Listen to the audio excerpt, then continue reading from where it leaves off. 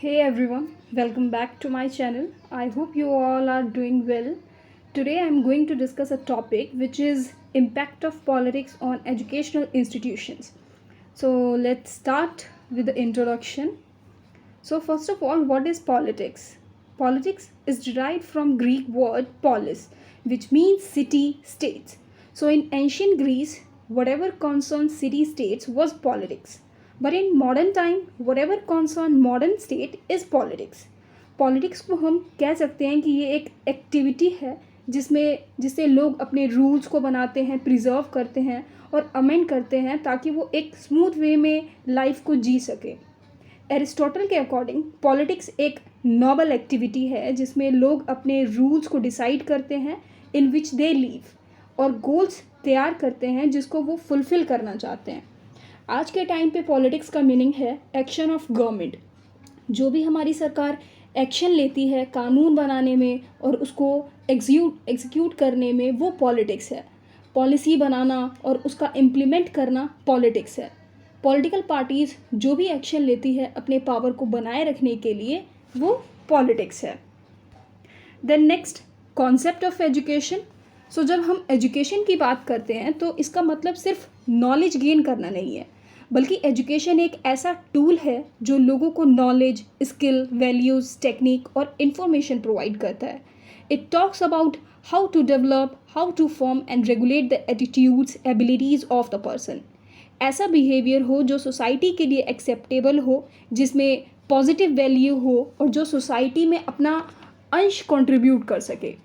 Education हमें ये भी बताता है कि ये क्या सही है और क्या गलत है, हमें क्या करना चाहिए और क्या नहीं। ये सब हमें एजुकेशन के थ्रू पता लगता है। ये सिर्फ बुकिश नॉलेज तक सीमित नहीं है, बल्कि ये हमें बताता है कि हम रियल लाइफ में इसे कैसे अप्लाई करें, कैसे यूज़ करें। इसके अलावा एजुकेशन हमें ये भी बताती है कि हम जिस कंट्री में रहते हैं, हम जिस स्टेट में रहते हैं, जिस सिटी में रहते हैं, उसके आसपास क्या हो रहा है, क्या चल रहा है और कैसी किसी चीज़ की फंक्शनिंग हो रही है, हमें क्या चीज़ इफ़ेक्ट कर रही है और हमारे लिए क्या सही है। And it gives a positive outlook to see the world. It develops the capabilities to fight against injustice, violence, corruption, and many other bad elements in society. Then moving on to the relationship between politics and education. So education और politics का एक दूसरे पर प्रभाव पड़ता है। Government जितनी भी पॉलिसीज़ लेकर आती है उसका हमारे एजुकेशन सिस्टम पर डायरेक्टली और इनडायरेक्टली इन्फ्लुएंस पड़ता है। और गवर्नमेंट चाहती है कि जो भी उसका मिशन है वो एजुकेशनल इंस्टीट्यूट के थ्रू फुलफ़िल हो सके। इसके लिए सबसे पहले वो हमारे एजुकेशन सिस्टम को मोल्ड करने का सोचती है। वो न्यू प्रोग्राम्स लेकर आती है ताकि हमारी न्यू जनरेशन उनके स्ट्रक्चर को समझ सके, उनमें इंटरेस्ट इंक्रीज हो सके टूवर्ड्स गवर्नमेंट एंड पॉलिटिक्स, वो भी पार्टिसिपेट कर सके। इसी तरह एजुकेशनल सिस्टम को भी रूलिंग पार्टी से सपोर्ट चाहिए होता है ताकि वो अपना कोई भी मोटिव फुलफ़िल कर पाएँ, जैसे बच्चों को स्कॉलरशिप प्रोवाइड करना, हॉस्टल फैसिलिटीज़ देना, बुक्स प्रोवाइड करना। ये सब रूलिंग पॉलिटिकल पार्टी के द्वारा फुलफ़िल हो सकता है। देन कोई भी एजुकेशनल सिस्टम फिनेंशियल सपोर्ट के बिना सर्वाइव नहीं कर सकती, इसलिए हमारी गवर्नमेंट हर साल एजुकेशन सेक्टर पर इन्वेस्ट करती है। बट इसके बावजूद अभी भी हमारी कंट्री में 35% पॉपुलेशन ऐसी है जो अभी भी इलिटरेट है and only 15% of Indian students reach high school, just 7% graduates, 25% of teaching positions nationwide are vacant, and 57% of college professors lack either a master's or PhD degree due to corrupt politicians. हमारा education system एक तरह से business man बन चुका है जो politicians को money provide कर रहे हैं for their rallies and other works. और ये ना सिर्फ हमारे स्टूडेंट्स को बल्कि एज अ होल हमारे नेशन को इन्फ्लुएंस कर रहे हैं। वर्ल्ड बैंक स्टेटिस्टिक्स के अकॉर्डिंग 40% से भी कम एडोलेसेंट सेकेंडरी स्कूल अटेंड कर पाते हैं। And also economist reports that half of 10-year old rural children could not read at a basic level. And if we go to higher technical education the problem is much bigger. अब जैसे colleges हो गए, IITs, NITs और IIMs, government abroad से faculties को higher करते हैं but what about the institution which has either poor faculties और नो फैकल्टीज़? गवर्नमेंट उनके ऊपर ध्यान नहीं देती, जिसकी वजह से स्टूडेंट्स को सफ़र करना पड़ता है। सो क्वालिटी इम्प्रूव करने के लिए गवर्नमेंट को और स्पेंड करने की ज़रूरत है, उन्हें एजुकेशन पॉलिसीज़ में चेंजेस करने की ज़रूरत है, और जितने भी एजुकेशनल इंस्टीट्यूशंस हैं जो क्रिमिनल्स और करप्ट पॉलिटिशियंस के थ्रू सेटअप किए गए हैं, उनको मॉनिटर्ड और कंट्रोल्ड करने की ज़रूरत है। नाउ अब हम कुछ और स्पेसिफिक इम्पैक्ट देखते हैं पॉलिटिक्स के, जो हमारे एजुकेशन सिस्टम को डायरेक्टली इन्फ्लुएंस करते हैं। सो फर्स्ट है involvement of teachers in non teaching activities. So in India teachers are often use for services that have nothing to do with academia.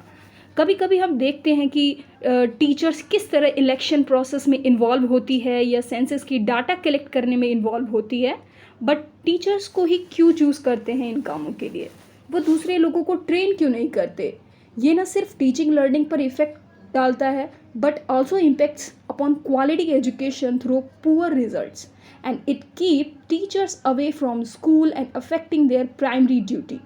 Last year the national commission for protection for child right के according बताया गया report में कि किस तरह से teachers के mid day meal program distribution में और वोटर लिस्ट प्रिपरेशन एक्टिविटीज़ में इन्वॉल्व होने से एजुकेशन की क्वालिटी में क्या इफ़ेक्ट हुआ। उनके अकॉर्डिंग जो टीचर्स हैं वो अपने टाइम से 81% से ज़्यादा BLO means booth level officer process में इन्वॉल्व थी, और जो RTE एक्ट 2009 का जो क्राइटेरिया था 2020 एकेडमिक डेज मिनिमम होने चाहिए, वो भी फुलफिल नहीं हो पाया।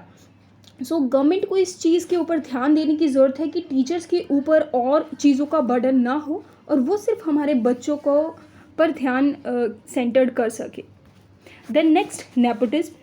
So the responsibility lies with the teacher to build or destroy the entire life of children, and dedication as teachers are the builders of society and nation. But due to nepotism and favoritism, quality education cannot be imparted to the children. As talent aspirants, teachers are not selected while recruiting a teacher. जो हमारे political leaders होते हैं वो teachers के selection process में interfere करते हैं, जिस वजह से ये नेगेटिव इम्पैक्ट डालता है एजुकेशनल इंस्टीट्यूट्स पर। Then teachers also play favouritism. वो उन्हीं बच्चों को अपॉर्चुनिटीज़ देते हैं जो उनके फेवरेट्स होते हैं, वो उनको ही एक्स्ट्रा करिकुलर एक्टिविटीज़ में पार्टिसिपेट करने का मौका देते हैं या even representation of the school, जिस वजह से जो अदर स्टूडेंट्स हैं उन्हें आगे बढ़ने का मौका ही नहीं मिल पाता। नेपोटिज्म का एक एग्जाम्पल है जो मई 2021 में हुआ था, जब उत्तर प्रदेश के basic education minister Satish Chandra Dwivedi के भाई अरिंद द्विवेदी को एज असिस्टेंट प्रोफेसर यूनिवर्सिटी में अपॉइंटमेंट दिया गया under the economically weaker section quota. But लोगों का कहना है कि उनके अपॉइंटमेंट में उनका भाई का रोल है, उन्होंने अपने पॉलिटिकल पावर से उनको वो पोस्ट दिलवाई है। But Arun Dwivedi said his ancestral property is less than what is mentioned as the criteria for EWS certificate, and no firm is registered in his name. And he also said that he had got the job offer after completion of all formalities, including an interview, and his brother had no role in it. But unfortunately, social media और लोगों के pressure की वजह से उन्होंने तभी resign कर दिया था। Then next, lack of financial allocation for education sector. So हर साल गवर्नमेंट एजुकेशन सेक्टर पर इन्वेस्ट करती है, उसका प्रॉपर बजट तैयार करती है, और जो भी पॉलिटिकल पार्टी पावर में होती है उसका सबसे मेन रोल होता है वाइल प्रिपेयरिंग अ बजट। और कोई भी एजुकेशनल इंस्टीट्यूट को चलाने के लिए फिनेंशियल सपोर्ट बहुत ज़रूरी है। But due to corruption, institutions को गवर्नमेंट से जितना पैसा एजुकेशन पे इन्वेस्ट करने के लिए मिलता है वो उसका प्रॉपर यूज़ नहीं होने देते, वो उस अमाउंट को अपने प्राइवेट यूज़ के लिए इस्तेमाल करती है, या कभी कभी गवर्नमेंट ही जब बजट प्रिपेयर करती है तो जहां उन्हें इन्वेस्ट करना चाहिए वो वहां उसे इन्वेस्ट नहीं करती। Like example, the union budget 2022-23 showed a huge cut from the scholarship incentive scheme for girls, children from scheduled tribes and rural areas. Also, Padhna Likhna Abhiyan scheme, which highlights basic literacy, has not been allocated any funds for the next financial year. So ultimately, this will not help our students to get a good education from good schools. Then next, equity in education. So India, being a democratic country, aims to establish equity in education. But even after 60 years of independence, यहाँ पे education में disparities है between rural urban occupational disparity है, gender disparity है। हमारा current education system hard work और talent के basis पर अपॉर्चुनिटी प्रोवाइड नहीं करता, बल्कि ये income, class, status, race, ethnicity के बेसिस पर अपॉर्चुनिटी प्रोवाइड करता है। Like example, in pandemic situation, our government plays an important role in funding and supporting this form of e-learning. Policies have been created that help shape education, providing resources and promoting e-learning. But according to some report which are released in August 2021, stated that poor children in rural India had suffered the most in terms of the disruption of their education during the pandemic. The school dropout rate in rural India was as high as 37% in 2020-21. The survey also found that 51% of people in villages have access to a smartphone as compared to 77% in urban areas. And the proportion of children regularly studying online is 15% in villages and 31% in cities. So there is a difference in education between rural and urban areas. So government needs to incorporate e-learning tools to provide each individual with the opportunity for a top education learning experience outside of traditional classroom.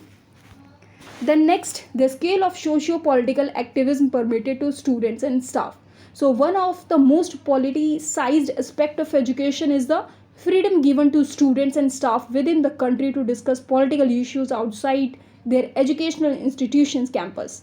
But ये देखा गया है कि जो students political protest में शामिल होते हैं या किसी पॉलिटिकल इशू पर अपना ओपिनियन देने की कोशिश करते हैं, तो उन्हें पॉलिटिकल पार्टी के द्वारा, जो भी पावर में होती है, तो उनके द्वारा स्टूडेंट्स के ओपिनियन को दबाने की कोशिश की जाती है।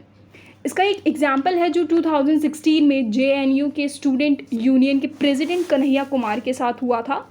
केस ये था कि 13 दिसंबर 2001 में जो पार्लियामेंट पर अटैक हुआ था, उसमें सुप्रीम कोर्ट का कहना था कि हादसे में अफजल गुरु का हाथ था और इसी वजह से उन्हें फांसी दे दी गई थी। तो अफजल गुरु जब फांसी दी गई तो इसका स्टूडेंट्स को बहुत दुख हुआ और इसी कारण से वो कैंपस के अंदर प्रोटेस्ट कर रहे थे और इसी के बेसिस पर कन्हैया कुमार को भी अरेस्ट किया गया और देशद्रोह का आरोप लगाया गया था। क्यों? क्योंकि उन्होंने स्टूडेंट्स के प्रोटेस्ट को सपोर्ट किया और उसमें शामिल भी रहे, बट बाद में एविडेंस न मिलने पर उन्हें ज़मानत मिल गई थी। तो यहाँ जो रूलिंग पार्टी थी वो स्टूडेंट्स के फ्रीडम ऑफ स्पीच को दबा रही थी और हिंदू राष्ट्रवादी आदर्शों को बढ़ावा दे रही थी। तो ये एक कारण हो सकता है पॉलिटिक्स का एजुकेशन पर। देन नेक्स्ट पॉइंट है curriculum and text book content. So ये हम पहले ही बात कर चुके हैं कि जो गवर्नमेंट पावर में होती है वो टेक्स्ट बुक के थ्रू अपना मिशन अचीव करने की कोशिश करती है और उसी हिसाब से वो करिकुलम में चेंजेस करती है, वो एजुकेशनल पॉलिसीज़ में चेंजेस करती है ताकि जो भी उसका मिशन है वो उसे अचीव कर पाए। लाइक एग्जाम्पल, अगर वो चाहते हैं कि हमारे न्यू जनरेशन को इस पार्टी की नॉलेज होनी चाहिए तो वो उसी को इंक्लूड करेंगे और वो उसी को रिप्रेजेंट करेंगे, उसी को वो टेक्स्ट बुक में हाईलाइट करेंगे। पॉलिटिक्स के अंदर सब कुछ आ जाता है जो आपके देश को चला रहे हैं। तो इस समय क्या ज़रूरत है, क्या नीड है, इस समय हम कैसे बच्चे बनाना चाहते हैं, क्यों NEP में वोकेशनल एजुकेशन पर फोकस किया गया है, क्यों कहा गया है कि 6+ ऑनवर्ड्स आप लोकल क्लास, लोकल ट्रेड के साथ जाकर आप इंटर्नशिप करोगे। क्यों? क्योंकि हम चाहते हैं कि जल्द से जल्द बच्चे को प्रैक्टिकल नॉलेज और स्किल हो। तो यहाँ पे गवर्नमेंट रोल प्ले करती है और उसी हिसाब से करिकुलम को मोल्ड करती है जिस हिसाब से आज की डिमांड है। The next, reservation. So the reason for incorporating the provision of reservation in the Constitution of India was to promote social justice. There shall be no discrimination against any person on grounds of backwardness and equal opportunity shall be provided to every person. But these days reservation are actually not reaching the people for whom they are really intended. Rather, it has today become a slogan for the political parties to win voters from the backward classes and tribes. The game plan of the politician is clearly evident in this Kota Raj. Reservation today is not just an social action but has become a way for getting more and more benefits. The next, education institutes have become advertisers for a certain brand of politics within the premises and influence in students. Then political discussions, political seminars, associations inside the campus induce lawlessness. And today's teaching is more about influencing rather than concentrating on teachers. teachers have become the means to impart government propaganda to students. अब ऐसा नहीं है कि politics का सिर्फ negative influence ही पड़े education system पर, politics का कुछ रोल भी है हमारे स्टूडेंट्स की लाइफ में. सो पॉलिटिक्स स्टूडेंट्स को हर चीज़ की तरफ जागरूक करती है. ये स्टूडेंट्स को उनके राइट्स और रिस्पॉन्सिबिलिटीज़ को हाईलाइट करता है और ये भी बताता है कि किस तरह से हमें इन राइट्स का यूज़ करना है. हमारे फंडामेंटल राइट्स क्या हैं, हमारी ड्यूटीज़ क्या है, क्या चीज़ हमारे लिए सही है, क्या हमारे हित की बात हो रही है या नहीं, वो हमें पॉलिटिक्स से पता लगती है. देखा जाए तो यंग पीपल का ज़्यादा कंट्रीब्यूशन होता है in voting system. So it is important that they have sufficient knowledge about political issues. Students को पता होना चाहिए कि हमारे देश में क्या चल रहा है, हमें किस चीज़ की नीड है, कौन सी पार्टी हमारे सोसाइटी और नेशन के डेवलपमेंट के लिए काम कर रही है. जो भी पॉलिटिकल डिसीजन होता है वो हमारे सिटीजन्स को डायरेक्टली इफेक्ट करती है. So student should know the basic priorities of government और the opposition as of government और the opposition as they have enormous potential to turn down any wrong political decision being taken. अगर वो politics से aware नहीं रहेंगे तो students को कोई नॉलेज नहीं होगी कि हमारी कंट्री में क्या चल रहा है और क्या रिसेंट में इवेंट्स हो रहे हैं, गवर्नमेंट उनके लिए किस बेनिफिट की बात कर रही है पॉलिसीज़ में. स्टूडेंट्स को हर टाइप के डेवलपमेंट के बारे में पता होना चाहिए इंक्लूडिंग पॉलिटिक्स. स्टूडेंट्स को अपना फ्यूचर भी पॉलिटिक्स में बढ़ाना चाहिए जिससे वो अपनी कंट्री में कंट्रीब्यूट कर सके, अपने देश के लिए सोच सके और डेवलप कर सके. कॉलेज एजुकेशन को इम्प्रूव करने के लिए कॉलेज डिबेट्स करवानी चाहिए, स्टूडेंट्स को फ्रीडम देना चाहिए जिससे वो अपना ओपिनियन रख सके और मैनेजमेंट पर डिपेंड ना रहे. यूनिवर्सिटीज़ एक तरह से हम कह सकते हैं कि ये फ्यूचर पॉलिटिशियंस के लिए एज अ नर्सरीज़ है जहाँ पर स्टूडेंट्स अपना करियर पॉलिटिक्स में फाउंड करते हैं, पॉलिटिकल इश्यूज़ पर बात करते हैं, डिबेट करते हैं, अपने आप को एज अ पॉलिटिकल लीडर तैयार करते हैं. And there is nothing wrong with them starting off at that level with the aim of joining mainstream politics. So they should be aware of the country's political activities, but before taking active participation in the country's politics, they should learn more about our general great leaders and even a party for the development of the nation. So यहाँ पे हमारा topic ख़त्म होता है और I hope सबको समझ में आया होगा. So thank you for listening. Thank you so much.